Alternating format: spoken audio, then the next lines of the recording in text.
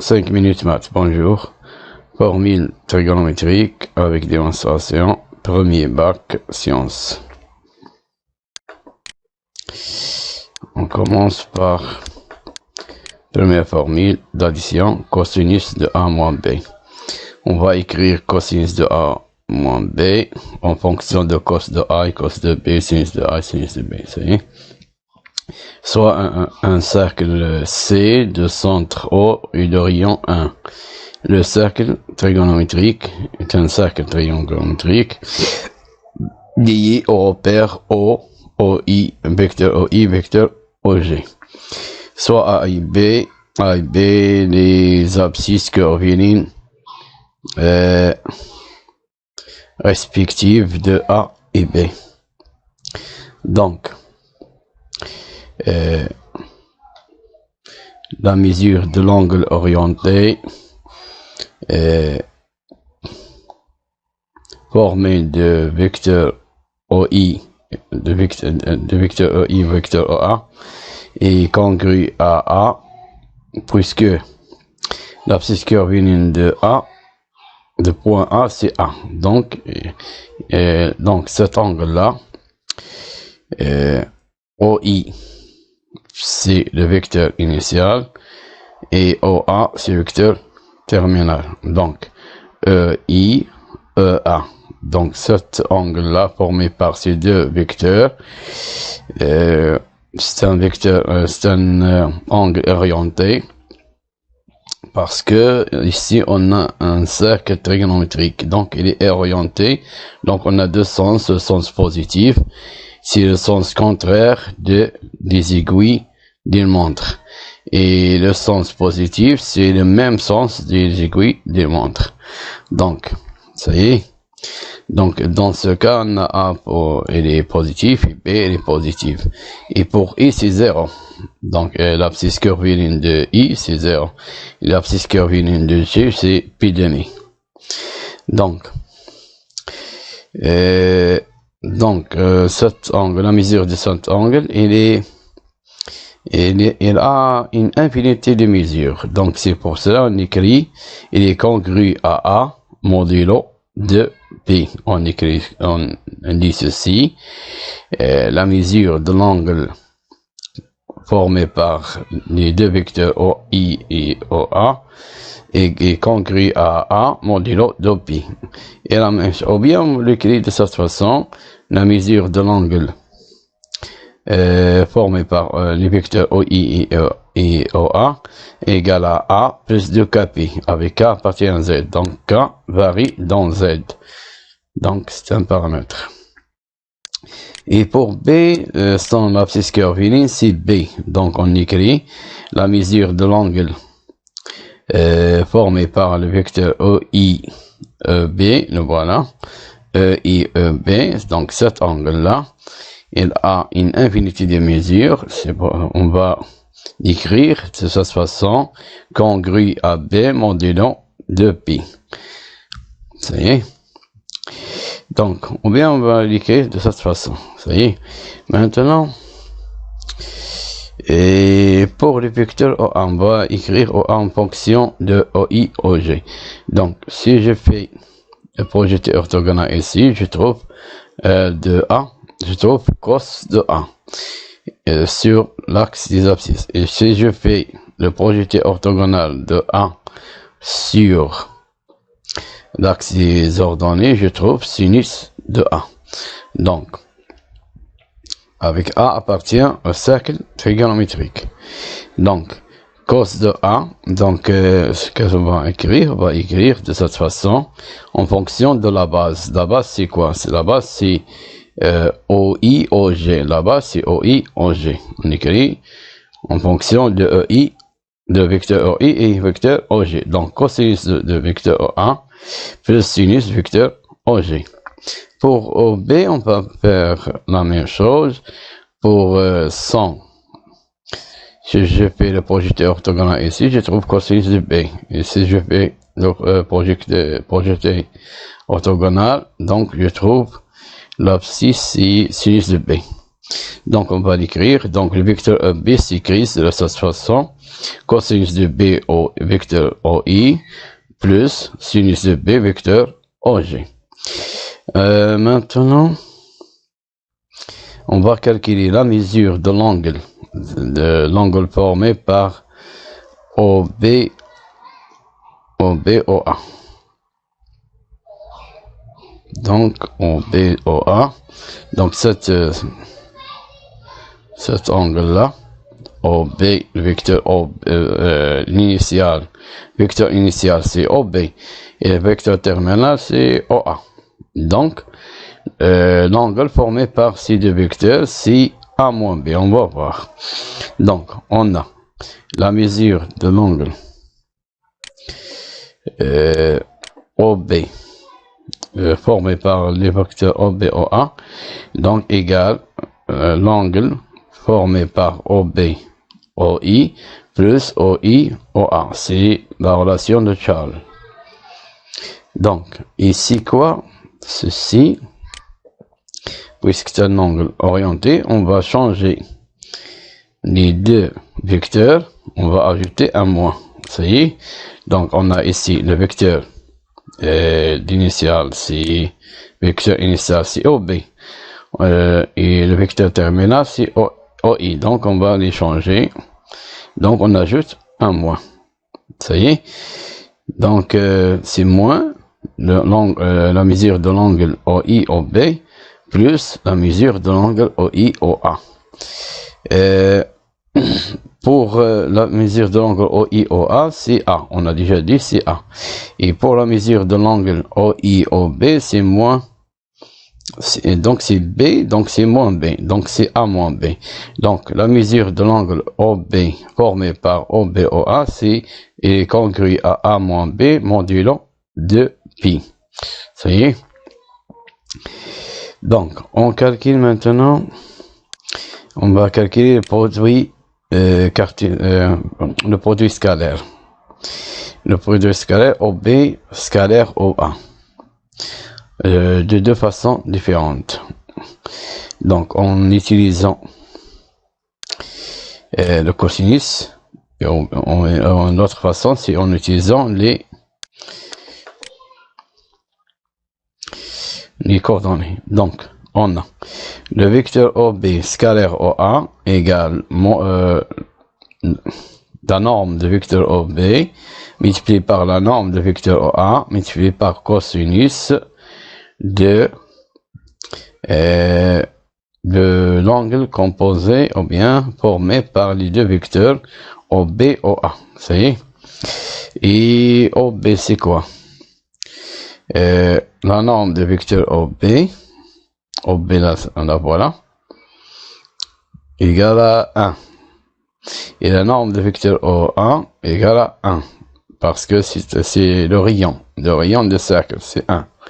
Donc, la norme, c'est la distance.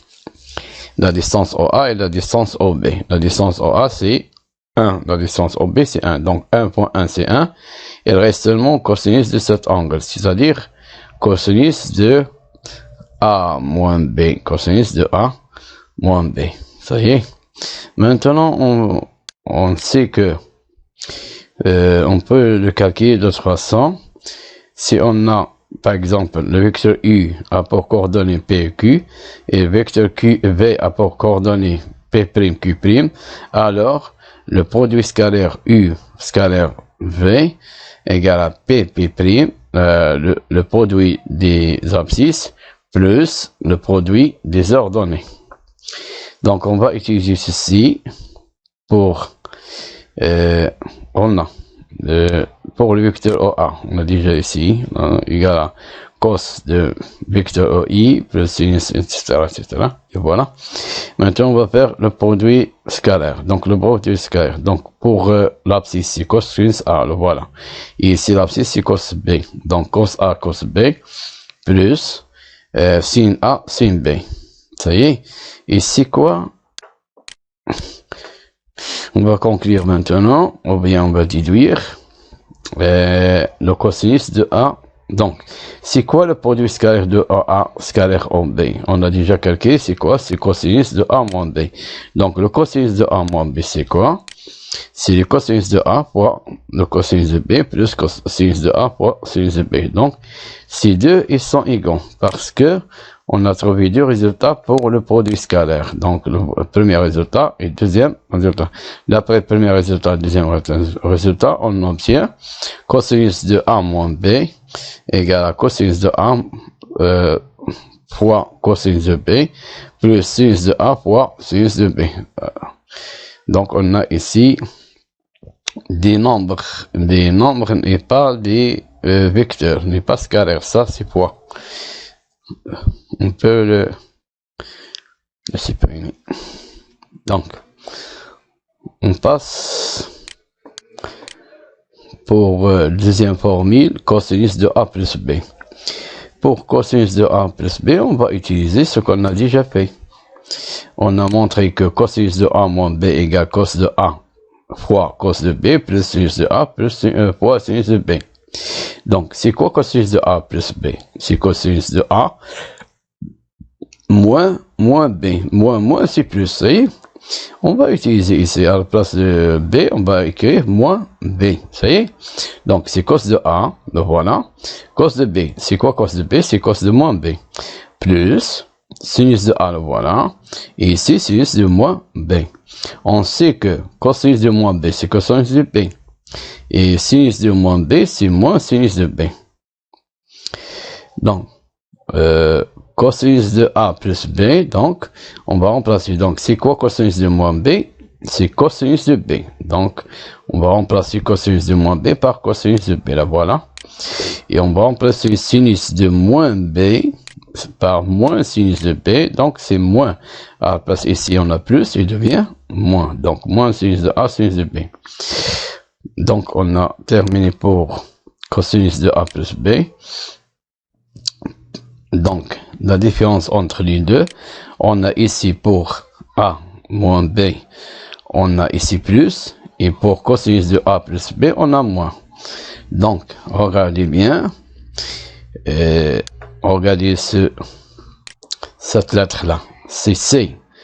Il vient de mot contraire. Donc, C, ça veut dire contraire. Si on a cos de A moins B, donc on a ici moins, donc on va faire le contraire. Le contraire, c'est plus. Ça y est. Et ici, on a moins, on va faire le contraire. Le contraire, c'est plus. Le contraire de moins, c'est plus. Maintenant, on va voir formule, le troisième formule de sinus A plus B. Donc, pour le sinus de A plus B, on a une formule pour passer de cosinus au sinus. Donc, cosinus de pi demi moins alpha égale à sinus de alpha. Et sinus de pi demi moins alpha égale cosinus de alpha. Donc, on peut passer de cosinus au sinus en utilisant cette propriété-là, ou cette égalité. Et on sait que cosinus de moins alpha égale cosinus de alpha. Ce sont des choses qu'on va utiliser. Donc, sinus de A plus B, c'est quoi? C'est le cosinus, donc voilà, sinus de alpha, c'est cosinus de pi demi moins alpha. Donc, pi demi moins A plus B. C'est quoi alpha? Alpha, c'est A plus B. Égale cosinus de pi demi moins, donc on va supprimer une parenthèse, moins A moins B. Donc, cosinus de pi demi moins A, entre parenthèses, moins B. Donc, on va utiliser cette propriété-là. Donc, cosinus de A moins B, c'est cosinus de A, cosinus de B, plus sinus de A, sinus de B. Donc, ici, on a A, c'est quoi A? A, c'est pi demi moins A. Vous voyez? Ce A-là, c'est pi demi moins A. Et B, c'est B. Donc, on va remplacer A ici par pi demi moins A. Donc, là, voilà. Donc, sinus de A plus B, c'est cosinus de pi demi moins A moins B. Donc, c'est quoi? cosinus de A ici, cosinus de pi demi moins A. Et cosinus de B, c'est cosinus plus sinus. Ici, sinus de A, c'est-à-dire sinus de pi demi moins A. Le voilà, sinus de B. Ça y est. Et on sait que cosinus de pi demi moins A, c'est quoi cosinus de pi demi A? C'est sinus de alpha. Sinus de pi demi moins alpha, c'est sinus de alpha. Donc cosinus de pi demi moins A, c'est sinus de A. Et sinus de pi demi moins A, sinus de pi demi moins alpha, c'est cosinus de alpha. Donc sinus de pi demi moins A, c'est cosinus de A. Le voilà. Donc sinus de A plus B est égal à sinus de A, cos de A, plus cos de A, sin A, sin B. Ça y est, on regarde ici. Ici, on a cos, cos, sin, sin. Mais ici, on a sin, cos, cos, sin. On commence par le sin, on a ici sinus, on commence par sinus, ça y est. On peut commencer par ceci, mais c'est mieux commencer par sinus A, cos B. Pour pas faire de faute. Ça y est. Et regardez aussi, ici, on a plus. Et ici, on a plus. Comment on va faire? Donc, on a S. On n'a pas C, on a S. Donc, S, ça veut dire même signe. Même signe. Donc, même signe, si on a plus, on a ici plus. Si on a moins, donc on a moins. On va voir l'autre. Donc, je répète.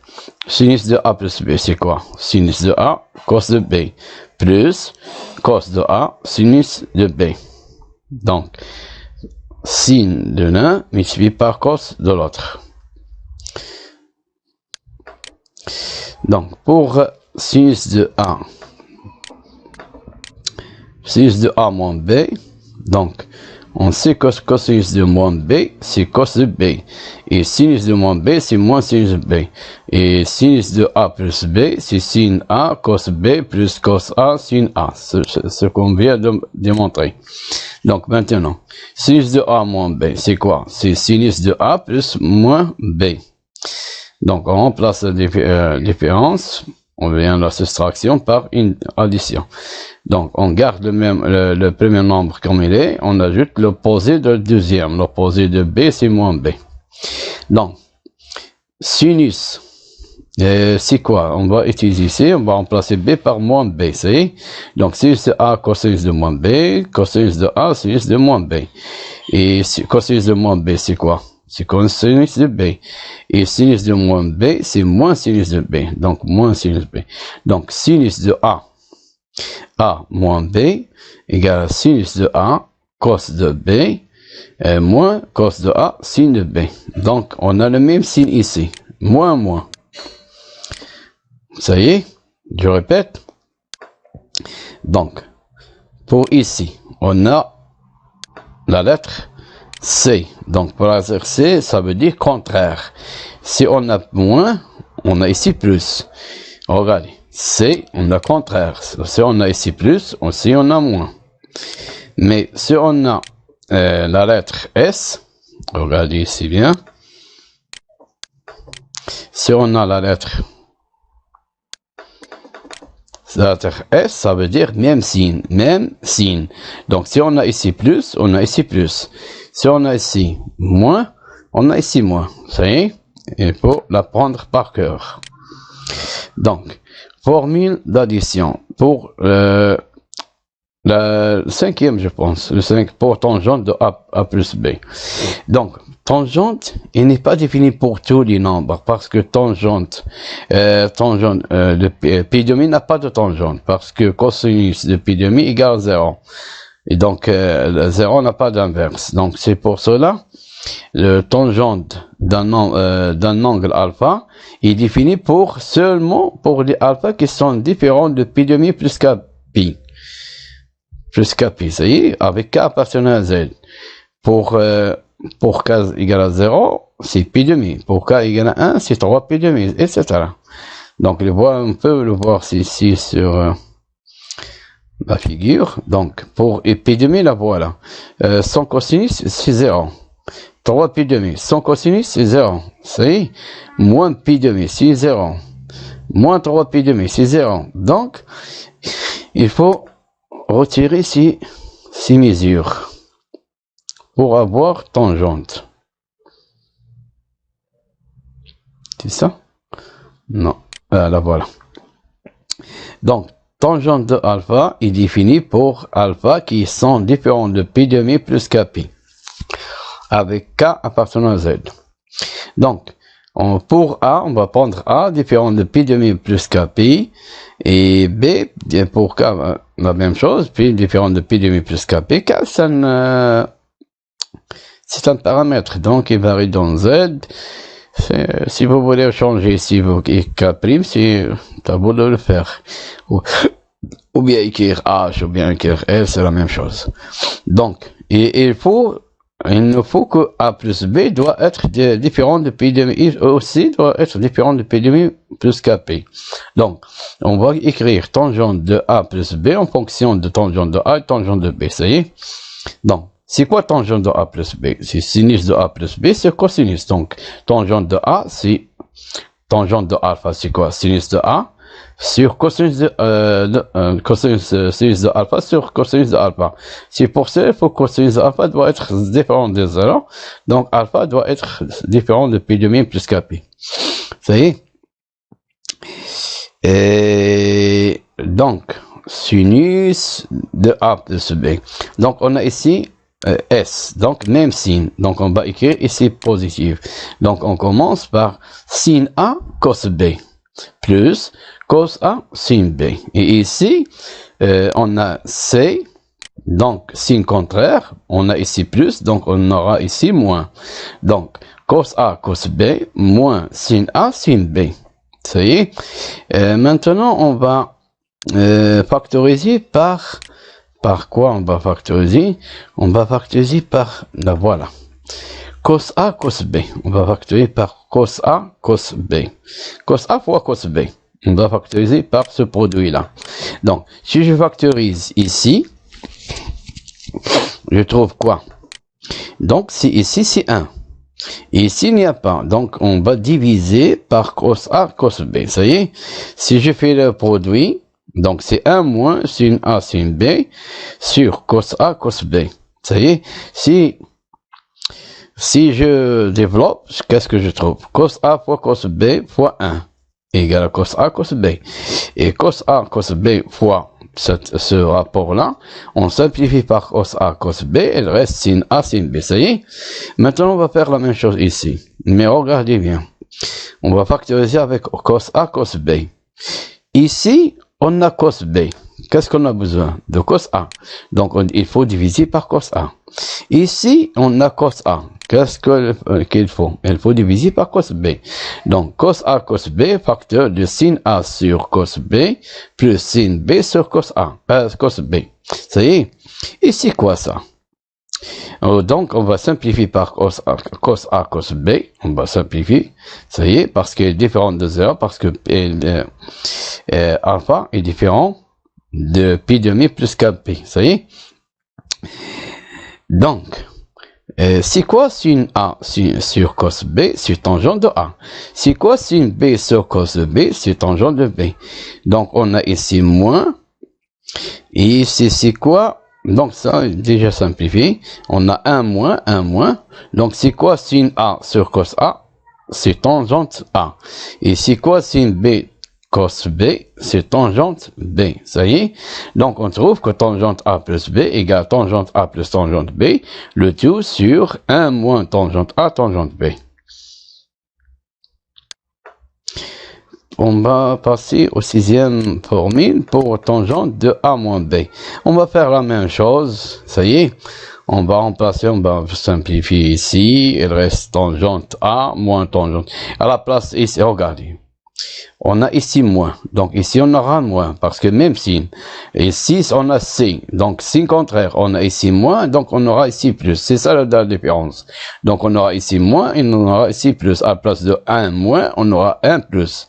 À la place de plus, on aura moins. Ça y est. Donc tangente de A moins. L'autre, on a tangente de A plus tangente B. Ici, on a tangente A moins tangente B. Ici, 1 moins tangente A tangente B. 1 plus tangente A plus tangente B. On l'a déjà ici, regardez. La seule différence entre eux, c'est les signes ici.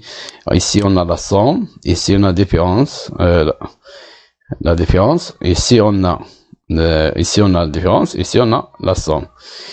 Ça y est. Il faut apprendre ces choses par cœur. Donc, autre formule. Donc, qu'est-ce qu'on va faire? On va prendre BCA. On va remplacer B par A. Que se passe-t-il? Donc, on a déjà montré ceci. Regardez, on a cos C contraire. Donc, on a ici plus, on aura ici moins. Ça y est, cos, moins sin, sin. Donc, cos de A plus A, c'est quoi? C'est cos de A, sin de A, sin de A. Ça y est. Et on va, c'est quoi A plus A? C'est 2A. Donc, ici, cos alpha de cos de A, c'est cos carré de A. Et sin A, c'est sin carré de A. Cos de carré de A moins, entre parenthèses, c'est quoi sinus de carré de A? On a une relation entre les sinus et cosinus. Cosinus carré de A plus sinus carré de A égale 1. Donc, sinus carré de A, c'est 1 moins cos carré de A. Si je supprime les parenthèses, je trouve cos carré de A moins 1 plus cos. Donc, ici, moins pour 1, c'est moins, et moins, c'est plus. Ça y est, cos carré de A. Cos carré de A plus cos carré de A, c'est 2 fois cos carré de A. Moins 1. Donc, on a cette formule-là. Ça y est. Et on peut calculer cos carré de A en fonction de cos de A. Donc là, voilà. Cos carré, on fait passer moins 1 devient plus 1. Là, voilà. On fait passer 2 devient division. Là, voilà. Ça y est. On va faire la même chose pour sinus.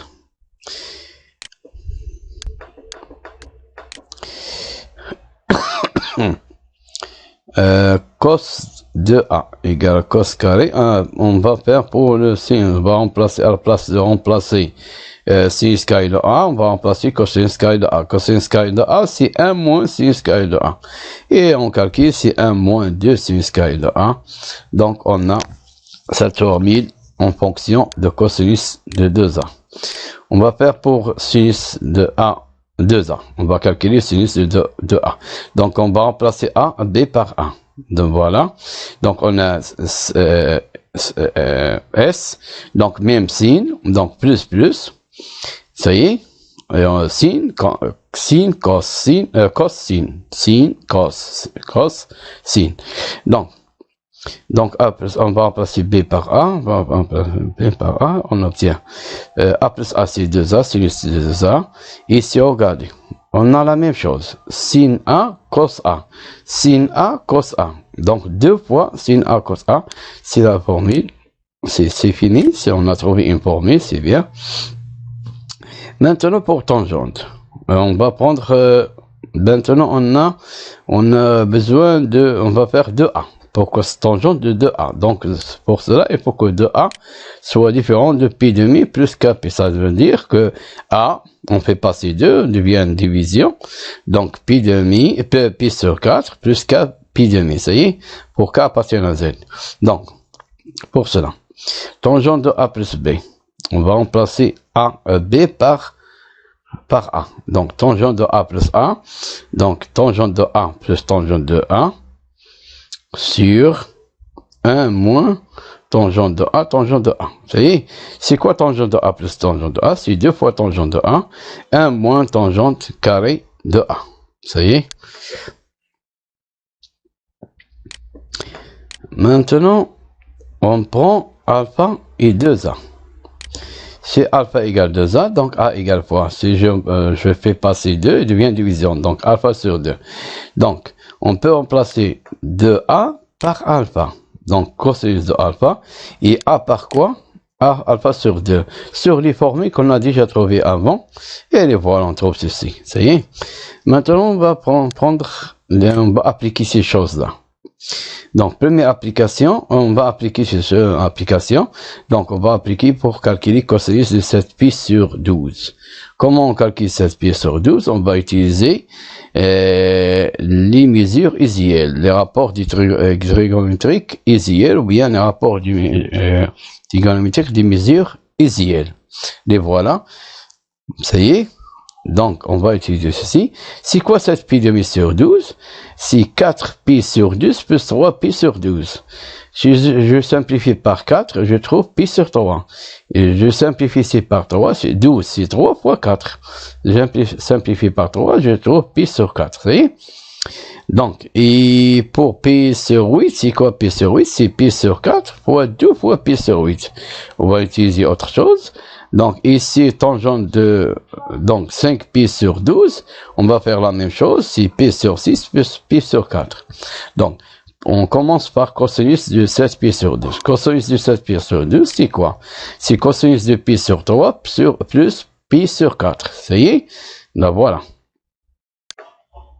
Ça y est? Cosinus, donc, on a ici plus. Donc, il faut avoir ici moins, parce que c'est contraire. Donc, on aura ici moins. Cos, sin, sin. Ça y est? Cos pi sur 3, cos pi sur 4, moins sin pi sur 3, fois sin de pi sur 4. C'est quoi cos de pi sur 3? On va au tableau. Le voilà pi sur 3. Son cos, c'est 1,5. Et 100 pi pour pi sur 4. Le cos de pi sur 4, le voilà, c'est racine de 2 sur 2. Donc, 1,5 multiplié par racine de 2 sur 2, moins sinus de pi sur 3. Sinus de pi sur 3, c'est racine de 3 sur 2, le voilà, multiplié par sinus de... Donc, pour pi sur 4, sinus et cosinus, c'est la même, c'est racine de 2 sur 2, ça y est. Et on calcule. 1 fois racine de 2, c'est racine de 2. 2 fois 2, c'est 4. Racine de 3 fois racine de 2, c'est racine de 6. Et 2 fois 2, c'est 4. Donc, ils ont même dénominateur. Donc, c'est racine de 2 moins racine de 6 sur 4. Donc, on a trouvé le cosinus de 7 pi sur 12. On passe au sinus de pi sur 3. Pi sur 8. Pour sinus de pi sur 8, on va utiliser sinus carré de pi sur 8, on va utiliser quoi? Sinus carré. Là, voilà. On va utiliser ceci. Sinus carré de A égale à 1 moins cosinus de 2A sur 2. Ça y est. Il faut l'apprendre par cœur.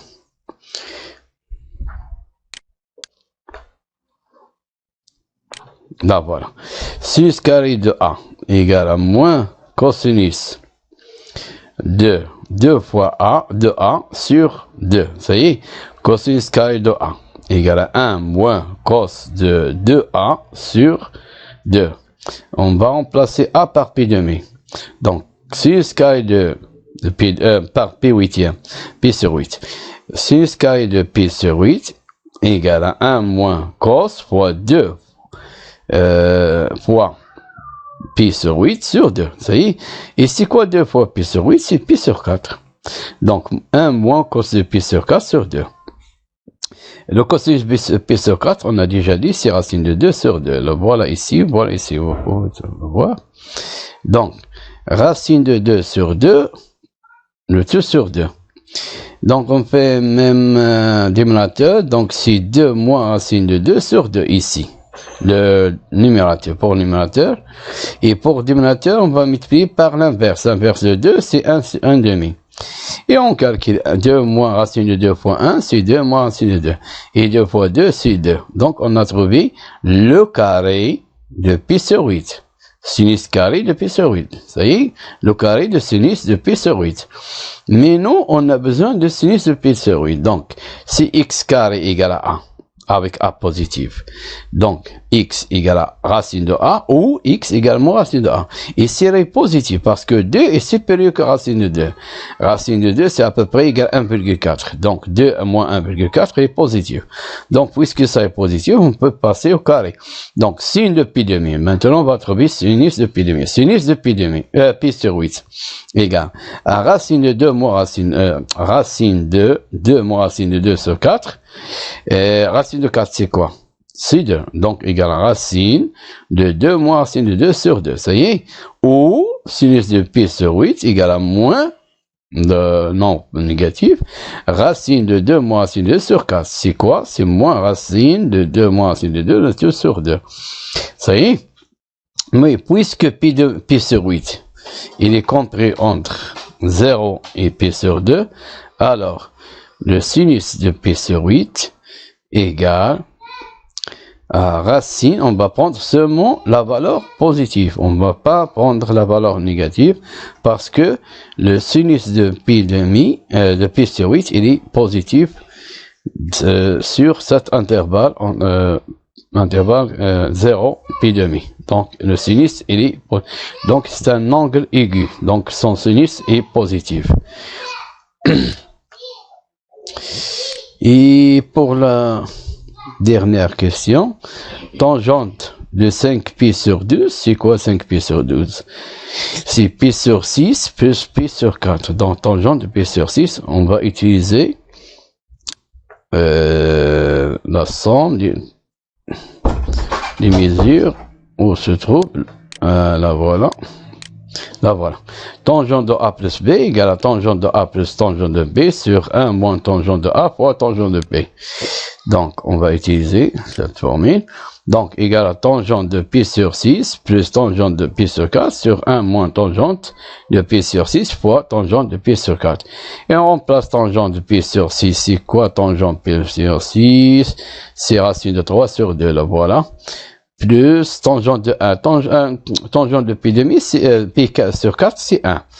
Donc, on va remplacer, on calcule, on fait même dénominateur. Donc, on va simplifier par 3. Il reste racine de 3 plus 3 sur 3 moins racine de 3. On va multiplier par le conjugué ici, le dénominateur, pour supprimer racine de 3. Donc, on trouve ceci, on calcule 3 plus racine de 3 de tout au carré, c'est 3 au carré plus identité remarquable. 2 fois 3 fois racine de 3 plus racine de 3 de tout au carré. Et 3 au carré, c'est 9. Et moins racine de 3 de tout au carré, c'est 3. Et 9 moins 3, c'est 6. Et ici, on a 3 puissance 2, c'est 9. Et racine de 3 au carré, c'est 3. 3 plus 9, c'est 12. Et ici, on a 2 fois 3 fois racine de 6, racine de 3. Donc 2 fois 3, c'est 6 racine de 3. Le voilà. Donc on obtient 12 plus 6 racine de 3 sur 6. On va factoriser par 6. Et on simplifie par 6. Elle reste 2 plus racine de 3. C'est fini. Merci.